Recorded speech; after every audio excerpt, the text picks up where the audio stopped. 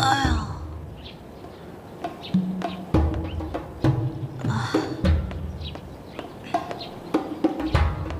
娘娘，该喝药了。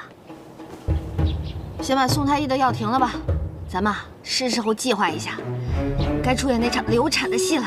娘娘，你可真想好了，要是江氏真生了皇子，可就……我现在就是要力保他顺顺利利的生下皇子，谁要是敢坏了他生孩子的大事，我跟谁急？那就等您月事一来，咱们就抱小产。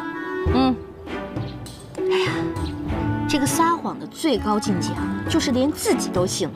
到时候，只要咱们自己入戏，姬上他不信也得信。把宋太医叫来，我也好久没见他了，跟他叙叙旧。宋太医，娘娘，自从上次你把他暴打了之后，他心里留下了深深的阴影，已经出家当和尚去了。啊？奴婢还是去把张太医请来吧。去吧去吧。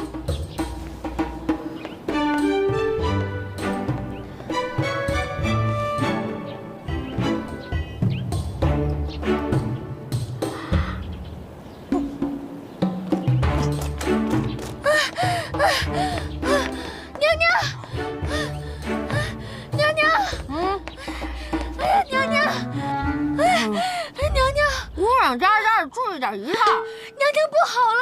什么不好了？派人呢？我刚刚路过幽兰殿，发现幽兰殿里已经乱成一锅粥了。说是太皇太后知道了幽兰殿的事儿，震怒，已经吩咐嬷嬷带着药去了。什么药啊？那种药，落胎的。你不早说！娘娘，娘娘，注意仪态，仪态呀！哎呀，不要啊！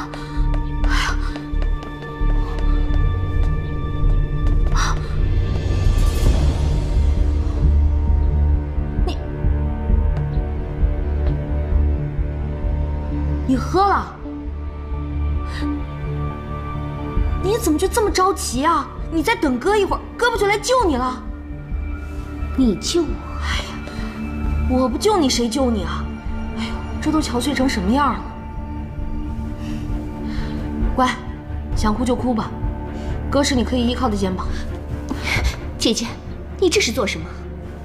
妹妹，我当然是关心你啊。这种事情我不是没遇到过。哎呀，我知道，刚掉了孩子的女人最需要的就是关心和照顾。来吧，给一个爱的抱抱。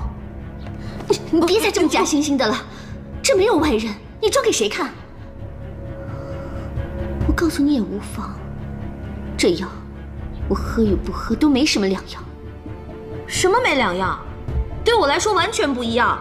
虽然你肚子里的孩子不是我的，但孩子没了，我可是最伤心的人。够了，你不要再装了。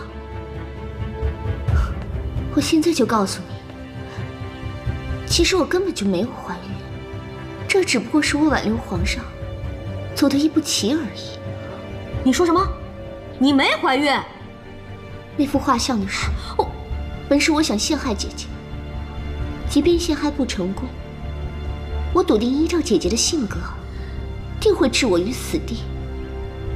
这样一来，皇上就会站在我这一边。说你傻，你还真的傻。我关心你都来不及，我怎么会害你呢？正是你这种假情假意，害得我走到如此地步。想不到你对我百般热情和嘘寒问暖，反而让皇上高看你一眼。我现在已经是无计可施了。你无计可施？你这一假怀孕，我比你更无计可施了。行了行了，别哭了。齐胜不还老来你这儿吗？以后把握机会就是了。我好心劝你啊，男人都是自由的鸟，最烦被束缚。如果你想和你的圣上一生一世一双人，以后不要再用这种方式了。哎呦，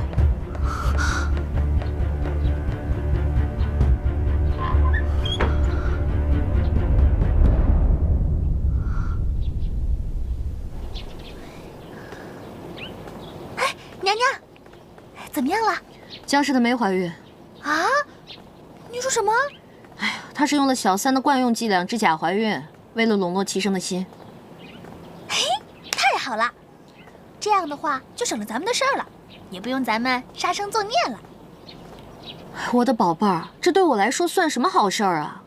娘娘，江氏她没怀孕，你怎么还失望了呢？江映月生不下孩子，我用什么借口来搞掉齐胜？现在看来，之前的所有计划都无法实施了。娘娘，来日方长，咱们以后再想办法吧。我们先回宫吧，太医已经在那儿候着了。也只能这样了，走吧。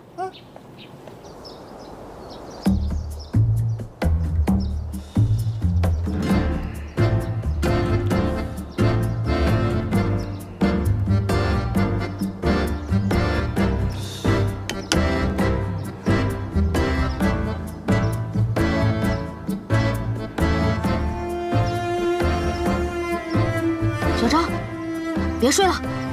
喂，张太医，娘娘跟你说话呢。哎，你说咱们什么时候装这个小产比较合适啊？娘娘脉象稳定，想必这孩子也是极好啊。别装了啊，你就直接跟我说，咱们什么时候把这个孩子拿掉？啊，娘娘，这孩子是真有了啊！小张啊，小张，这个孩子不能有。娘娘，这个孩子可以有。虽然之前臣受张老夫人之托，要称娘娘怀了孩子，但臣上次给娘娘诊脉时，确实发现娘娘有了身孕。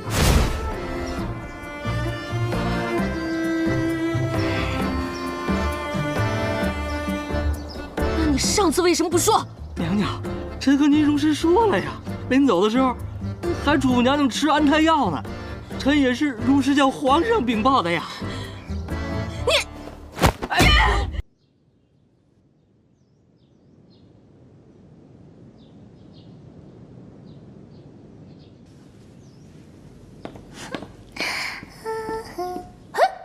娘娘，您怎么下地了呀？我是怀孕，又不是瘫痪，干嘛老让我躺着？那新熬好的燕窝粥，您吃2口。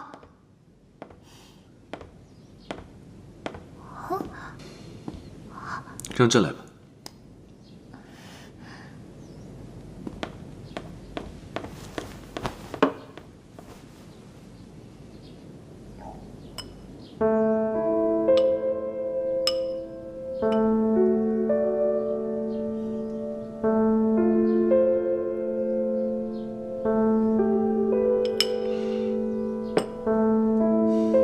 其实，这个孩子不能生。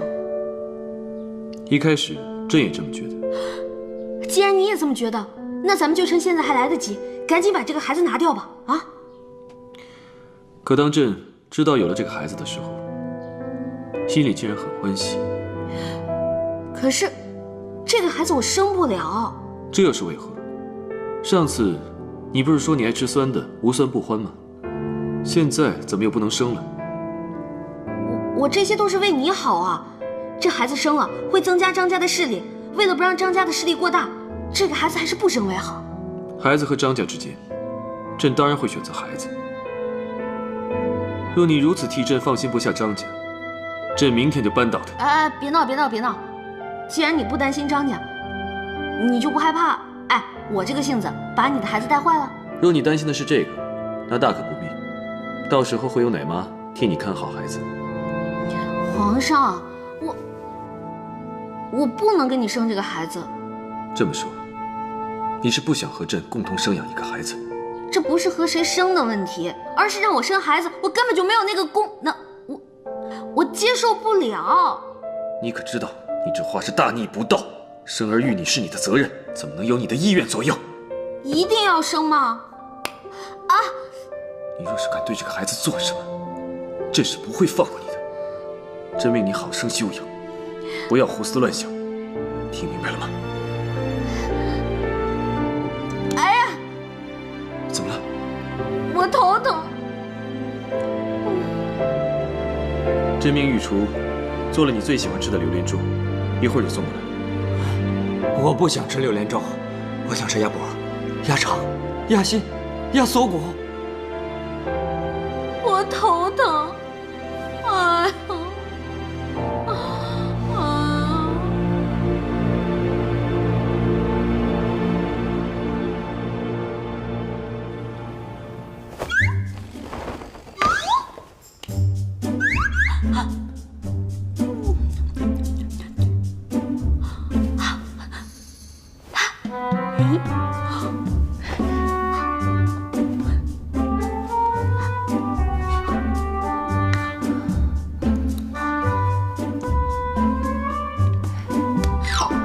猜猜我是谁？杨艳。没劲，一下子就猜到了。除了你还有谁呀？那你猜猜这是什么？桂花糕。啊！不要再提桂花糕3个字了。叫我好人，不用谢。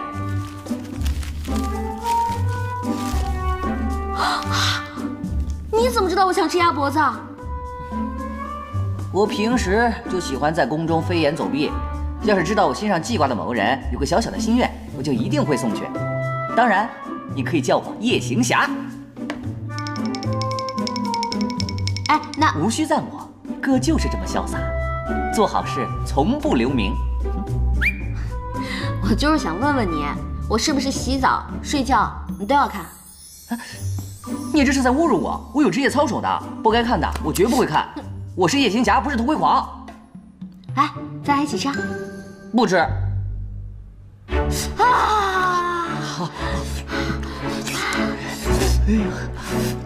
哎，冉冉，我怎么觉得你老在我身边晃悠？你老实交代，你是不是对我有什么歪心思啊？那么能够？你是皇后，又是9哥心尖上的人，我是喜欢你，但不是那种喜欢。那你说说看，你是喜欢我的模样呢，还是喜欢我的内心啊？我当然喜欢你的内心啊！我可不是那种肤浅之人，我就是想着有朝一日我要娶媳妇了，也要娶你这样的，最好也姓张，和你长得一样最好了。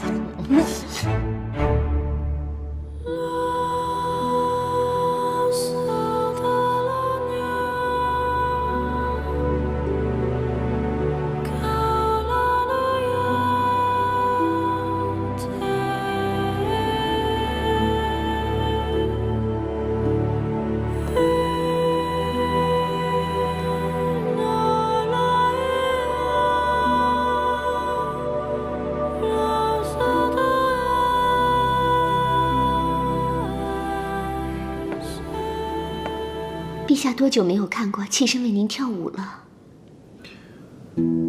有时候朕在想，把你接入宫里，究竟是对还是错？你进了宫，却变得心狠手辣、诡计多端。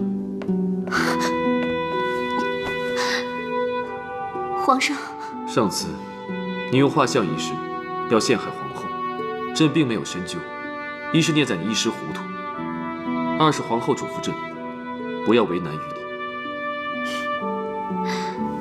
皇上竟是因为姐姐，才不责罚臣妾的。不然呢？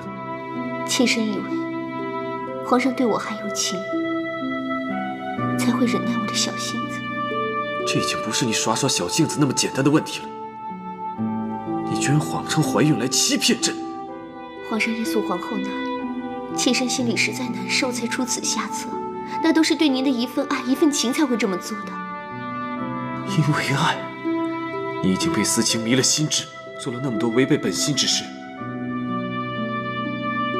你可知道，你现在这般对待自己，已不再惹人怜惜。皇上，你难道感觉不到我对你的爱了吗？你究竟还要利用这个爱字，做多少糊涂之事？朕一直不喜欢张氏从前的娇蛮，只觉得你比他更大度、明事理、善解人意。可真没想到，如今你们二人的性情，倒像是颠倒了。皇上，皇上，从今往后，你愿住在这里也可，你想去别处也罢。这幽兰殿，并不是你的金丝笼，你也别想再用爱来要挟朕。皇上，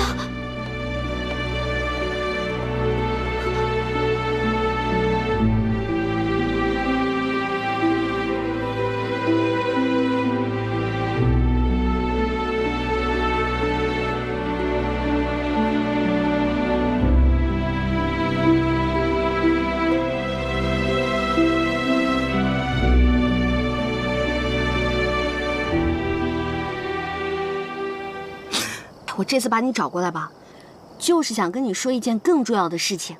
你不是让为娘帮你出谋划策，看住皇上吗？你怎么满脑子阶级斗争啊？啊！我就是想问问你，咱们张家还有没有那种闭月羞花、沉鱼落雁的小美眉？沉鱼落雁，闭月羞花，适合我。没文化可真可怕呀！就是人见人爱、花见花开、车见车载的那种。哎呦，你叔父张玲家的姑娘张玲玲，哎，也就是那姑娘，那长相还能与你媲美。那真是太好了。哎，他可曾许配过婚事？还没有。这次把你找过来啊，就是想告诉你，我想给杨玉将军的儿子许配一门婚事。杨家跟咱们家也算是门当户对，您觉得呢？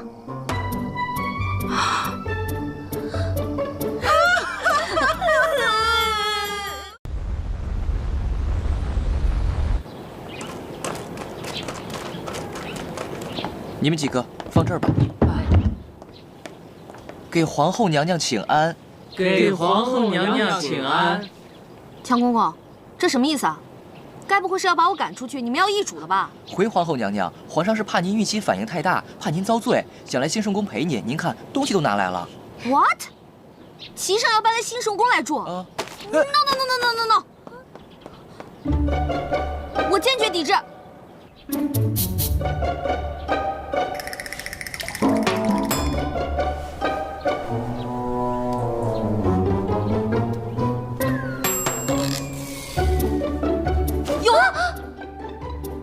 有什么了，娘娘？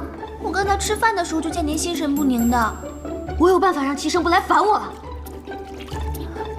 娘娘，奴婢真是不明白了，皇上想对你好，你为何如此抵触呢？你还不了解我吗？我怎么跟一个男人睡在一起？可是，自古以来，夫妻睡在一起就是天经地义的呀。谁告诉你夫妻就得睡在一起？那，娘娘，你想到什么办法能让皇上不再来找您呢？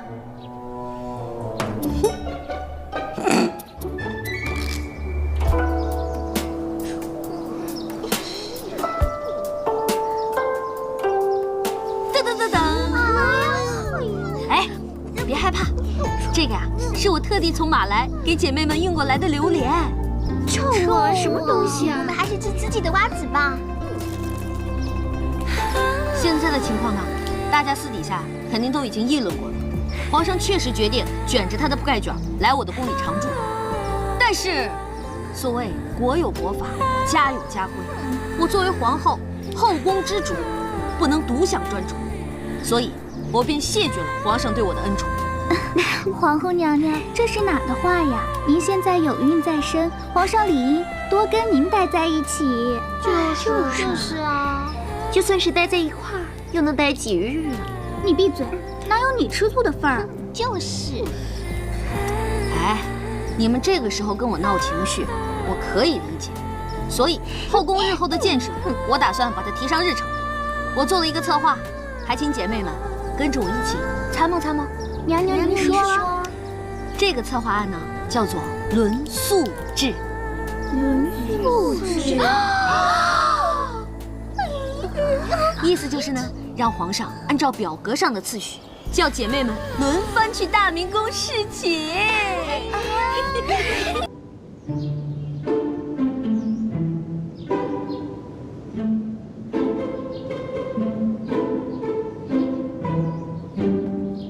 来，看着点啊，当心有台阶。来，小心啊，小心啊！鹏鹏，叩见皇上。来，放下，来，打开。行了，你们都下去吧。这是啊，现在云溪暂时吃紧，后宫的娘娘们知道皇上整日整夜为了此事烦忧，一共捐出了这2箱金银细软，称作军饷，东西不多。皇上一点心意。那你替朕谢谢他们吧。一句谢谢就完了？不然呢？那些妃子们想要什么，你又不是不知道。皇上他们就那么一点小小的心愿，您就不能满足满足？如此，那你还是把这些东西退还给他们吧。哎，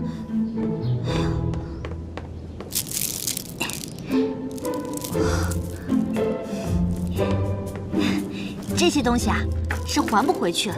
我已经跟他们说好了，所以才来跟您商量一下轮宿的事儿。轮宿？皇上，我知道您是一个有节制的人，但是这后宫有名分的满打满算不过那几个人，咱们就排着来吧。一天安排一个人到大明宫去伺候皇上，再给您留几日休息的时间。咱们得把这个事情变成一个制度。是谁允许你这么做的？还不是鹏鹏体恤您，才想到这个万全之法。你这是关心朕？朕看你这是把朕给卖了吧？鹏鹏是出于一片好心呐。前些日子您差点就犯了专宠一人的禁忌，现在呢，既能亡羊补牢，又能解决君享的燃眉之急，换做任何一个男人都笑疯了。张鹏鹏，你做事要有个限度，小心收不了场。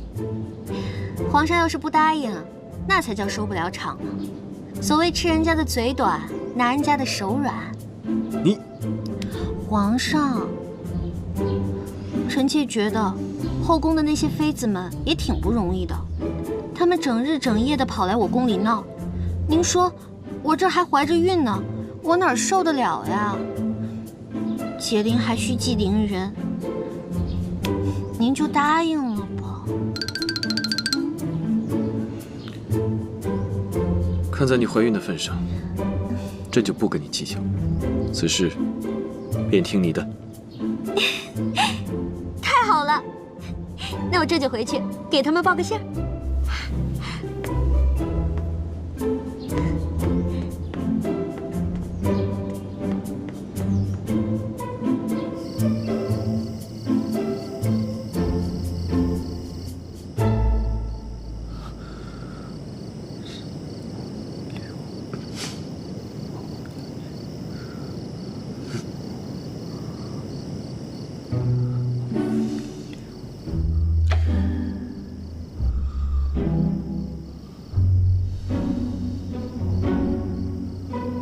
皇上，按照皇后娘娘制定的轮宿表，今晚该是皇妃来执勤了。知道了。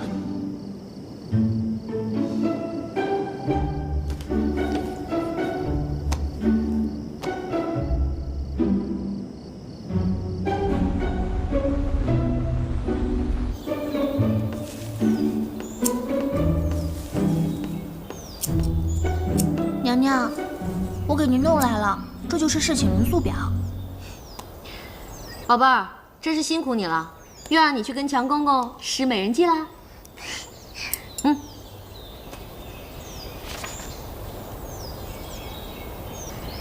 皇上虽说去后宫的日子少了点儿，好歹也算是去了，我也终于可以高枕无忧了。哼，今天碰到皇良园宫里的一个小宫女，竟然都不跟我行礼了，都是轮宿致害的。娘娘，您这是何苦啊？宝贝儿，小不忍则乱大谋，啊，去给大明宫送完补药去。啊？顺便表达一下我对皇上支持我工作的感激之情。啊，真是搞不懂您了。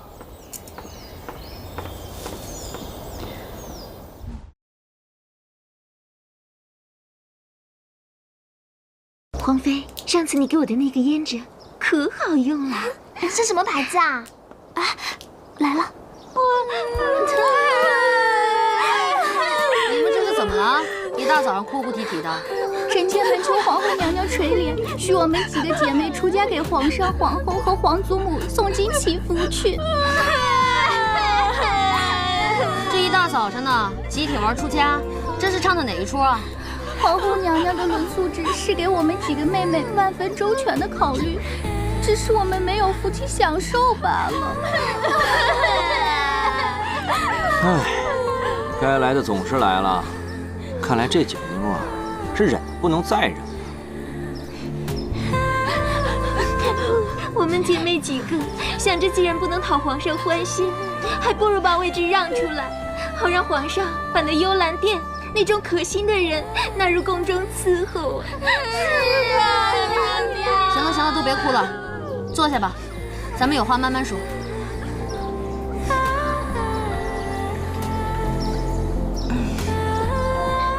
你们想说的那些事儿，我早已经了解清楚了。不过，现在你们能天天见到皇上，这不是比从前强多了吗？娘娘，能见到皇上虽是好的，但我们现在是人财两空啊！人财两空也罢了，最关键是夜不能眠，这哪叫人过的日子呀？行了行了行了，你们先回去吧。啊，我好好想想。娘娘，你今天要是不给我们个说法，那嫔妾们出嫁的心已决，还望娘娘成全。玉离，娘娘，这怎么办？宝贝儿，去，让人到郊区找一个条件好一点的寺庙，最好是环境好的，僻静一点的，真的要去？没有什么人来往的。什么时候？现在，马上，立刻。那奴婢现在就去。哎呀，我这个绿篱啊，办事儿就是利索。我向姐妹们保证，不到半个月就让你们搬进去。妹妹刚才感到醍醐灌顶，现在想来，出家不过是一时的冲动。对，是啊。其实这个想法还蛮不成熟的，望皇后娘娘容我们几个回去再考虑一下下。对啊，打扰娘娘您了，是姐妹们未能顾全大局。也好，你们先回去休息吧。等想好了，我们再来商量这个家到底怎么出发。那嫔妾们就先告退了。快走走，快！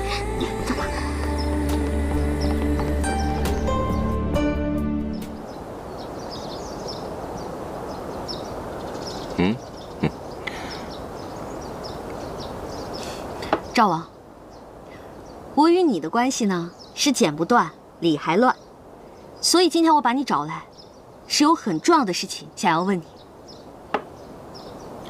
我就说嘛，重要的事情你还得问我。你少嘚瑟啊！我就是想问你，皇上他是不是受过什么刺激啊？比如说女人的刺激。娘娘，您这话什么意思啊？你弟他明明是个可以坐拥3000佳丽的皇帝，为什么要过着像苦行僧一样的生活，不沾雨露呢？此话当真？当然了，我亲自查的房。嗨，皇上一向都是一个专情的人。不过也难怪，我们齐家的男子向来如此，洁身自好，至情至性，惯出情种。比如说坐在你对面的我。冤大头我见过，你这么冤的大头还是第一次见。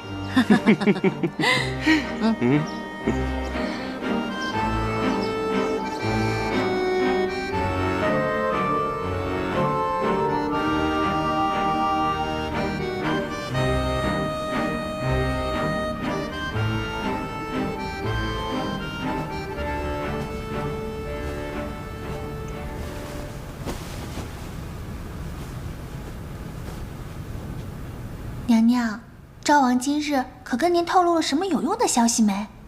可靠情报一点没有，反倒说了齐胜的好话。啊？他都说什么了？他说齐胜是一个用情专一的人，我就纳了闷儿了。你说人家都拐跑你媳妇儿，你怎么还帮人家数钱呢？不过话说回来，这些日子娘娘您也看到了，皇上呀，他不仅对您百依百顺，就连您送到大明宫里的那些娘娘们，他连看都不看一眼。我觉得呀，皇上用情专一的对象就是您呐。哎呀妈呀，你说的好有道理啊！对呀，对你个头啊！女人的脑子就这么不记仇吗？人家给你叼2颗糖豆豆，你就什么都忘了？在江北的时候，齐胜差点要了老子的命。我告诉你啊，就算他把我当成亲爹，也动摇不了我要灭了他的决心。关灯，睡觉。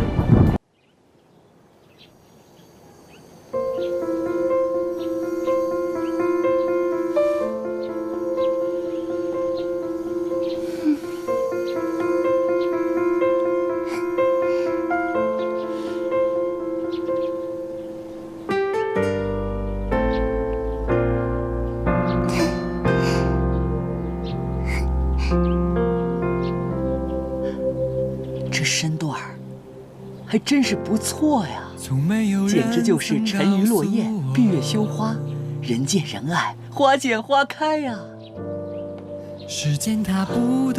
说谁呢？你是？你看我像谁呀？在皇后宫里没见过你，你可是张鹏的表小姐张玲玲。那位才是我们小姐，张玲玲。从没有人曾告诉我，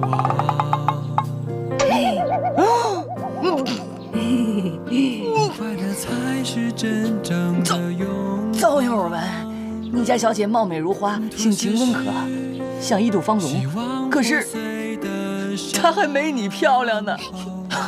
原来你们都见面了，姐姐，这就是我跟你说的张玲玲。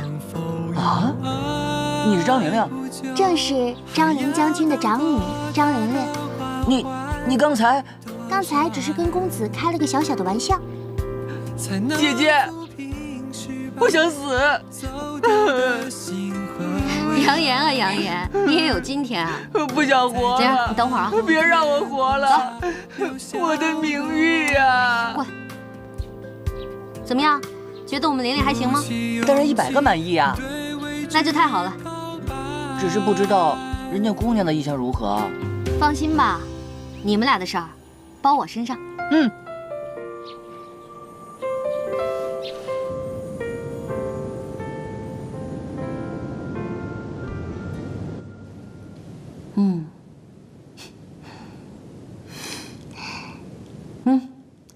过来，坐我旁边来。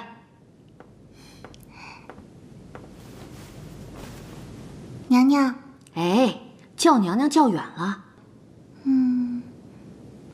鹏鹏姐，你看着叫吧。今天把你留下呀，就是想问问你，你觉得杨言那小子怎么样啊？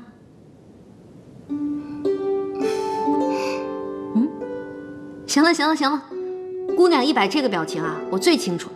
我就说嘛，就我们杨言这种小鲜肉，高富帅，肯定是抢手货。鹏鹏姐先别急，杨言这个人看起来倒是不错，但若是要谈婚论嫁，还需要等些时日，慢慢观察。还要观察？那灵儿跟我说说，喜欢什么样的男子啊？妹妹的要求其实并不高，只要饱读诗书，文武双全，身强力壮便好。哎呀，这姑娘的要求，杨言是一样都没占啊。姐姐说什么？我说你的要求啊，杨言全部都符合，就算他不符合，我也会尽量让他符合。你放心啊，我对男人的要求啊比你高，这件事情包在我身上。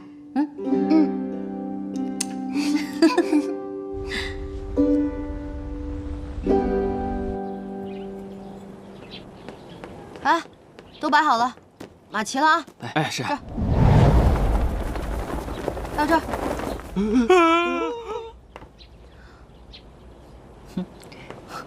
大白天你就使这招啊？习惯了。你找我来什么事儿啊？我跟琳琳聊过了。聊过了。给你提了一个小小的要求。要求？哎，这是干嘛用的？这是给你的见面礼啊。这是书籍，那个是砖头。这砖头，不会是用来拍我的吧？我们琳琳说了，就喜欢那种身强力壮、饱读诗书的男人。你除了会耍嘴皮子，你还会干什么呀？别说我没帮你啊！把这些都给我搬回去，好好练习吧。我练？那我练。让我自己用手搬回去。想不想娶媳妇儿，你自己看着办。7天之后来我宫里找我，我要对你进行抽查。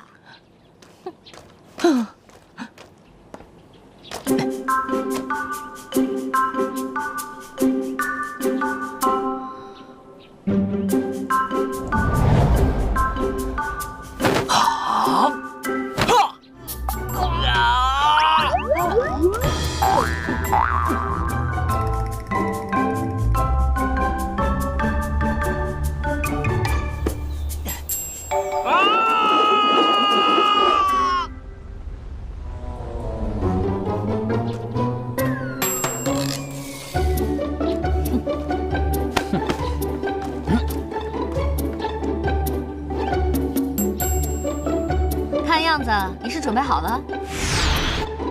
哼，我准备好了。这桶对我来说也太小儿科了。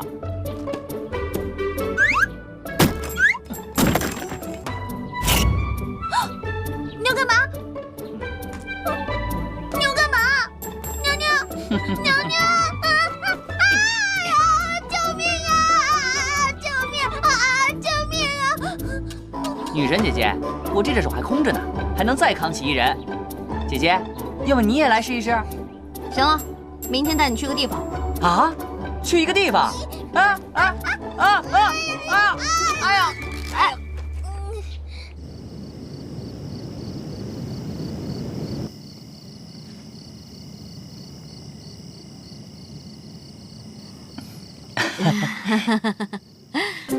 你别紧张，玲玲的母亲早逝，她的婚姻大事，作为长辈，我应该帮她把把关才行。夫人放心，我力大无穷，徒手搬砖绝不含糊，而且学富五车。谁问你这些了？你说的这些，只是作为寻常男子基本的素质。母亲大人，您就别为难他了。张玲玲，你说呢？在家里我都听大伯母的。我并不是为难他，只是作为我们张家的女婿，没别的要求，只要求他是个纯爷们儿。我是纯爷们儿啊，母亲大人，他确实跟九王的关系走得密切了一点，不过我可以保证，他们两个绝对是纯洁的兄弟关系。对，我不是那个意思。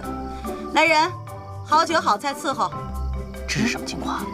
我也不知道啊。这竹管是？这竹管是我们家玲玲专用的。哦。老四、老五、老六，你们好好陪杨公子喝酒助兴。我有这么多表哥？我们家有4个门房，以酒量排了辈分，4金哥、5金哥、6金哥，就是这么来的。不是4个门房吗？另外一个呢？老六已经喝得神仙士足了，这老七就顺势挪了上来，也就是现在的老六。这酒我也是能喝一点的，不如我先干为敬。请。不用这个。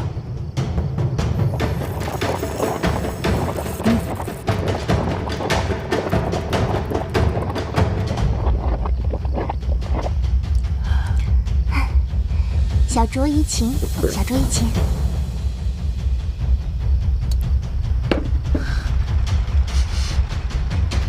这是小酌。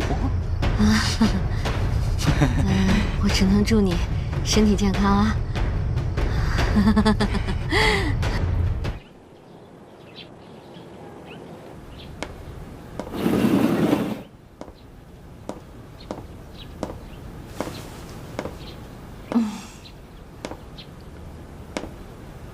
为何今日起得这么晚？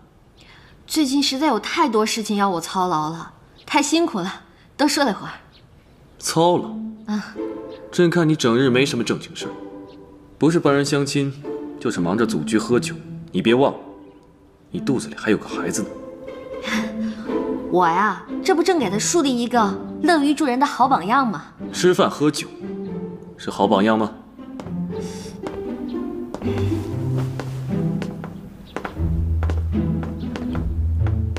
放下吧。是。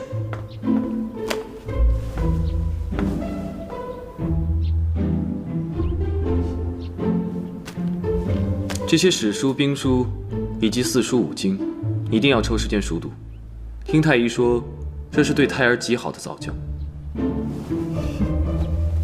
哎呀，我这种连人物小传都不会读的人，读什么史诗啊？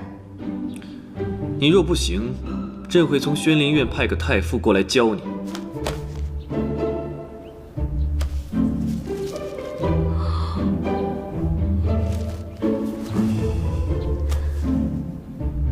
皇上，我错了。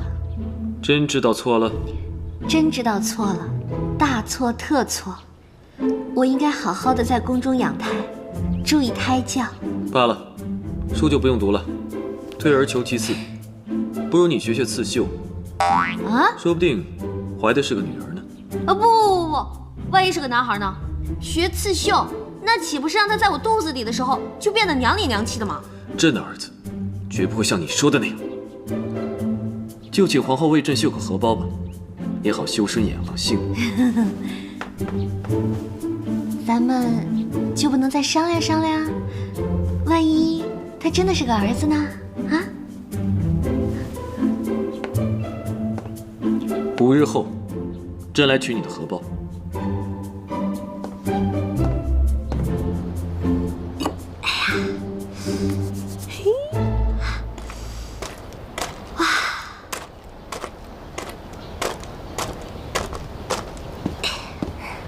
娘娘，哎，别跪了，别跪了，快来坐吧。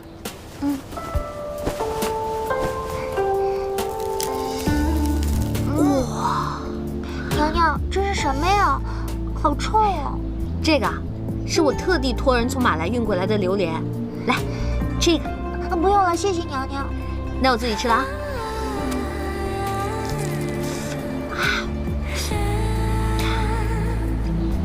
这次把你找过来啊，就是想跟你说，你跟杨岩的事儿就算成了。不过这婚姻大事，除了求个两情相悦以外，还关系到很多其他问题。灵儿能找到如意郎君，都是托了姐姐的福。姐姐有何事吩咐，尽管开口便是。你呢，嫁到杨家以后，要跟杨岩好好相处。你跟杨岩越好，我跟家里就更好，懂了吗？姐姐你大可放心，灵儿明白。我与杨岩的结合，便是张家和杨家的联合。灵儿又是张家的女儿，理应处处为张家排忧解难。灵儿也会与杨家上下和睦相处。更何况，杨岩又是我喜欢的男子。哎呀妈呀！哎，灵儿啊，来，这个榴莲。不用了，谢谢娘娘。嫌小？不是，大的给你。来，谢谢娘娘，我还不给呢，我直接就给你吃。来，吃一口。哎呦，吃一口，我真不吃了。谢谢娘娘，你吃了肯定爱吃。不吃了。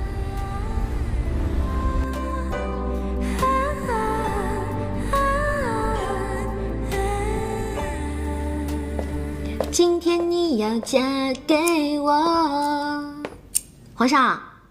你看这花瓶中，哪一朵花最漂亮？哎，这朵。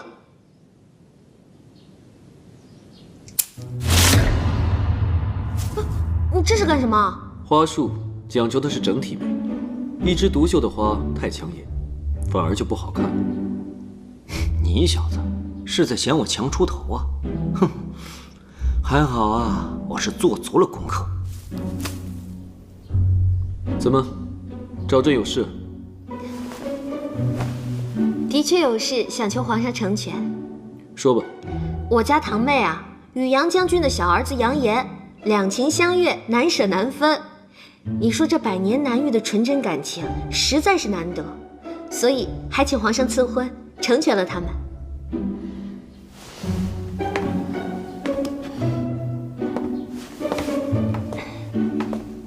相信皇上最明白爱一个人的滋味吧。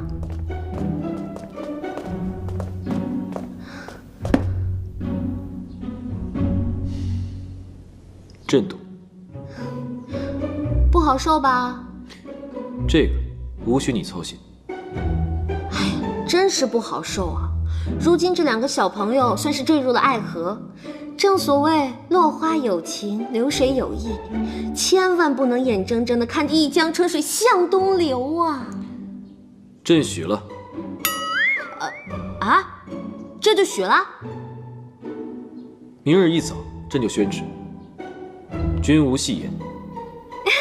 那我先替杨岩那小子跟张玲玲谢皇上了。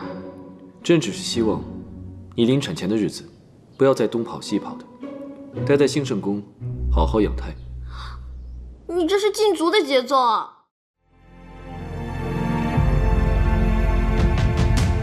旧事太久，总会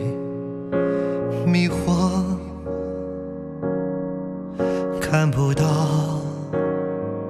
却又好似丢失了魂魄，模糊我定下的原则，清晰的是你轮廓。时光微笑我的被你剥落，靠近你的体温，我心跳都活泼。待到你睡熟依然在忐忑，如果你梦里面从没有我，反复被命运还是无法挣脱，连痛喜悲也跟随你降落。当你的眼波再次泛起漩涡，让我太无可奈何，让我牵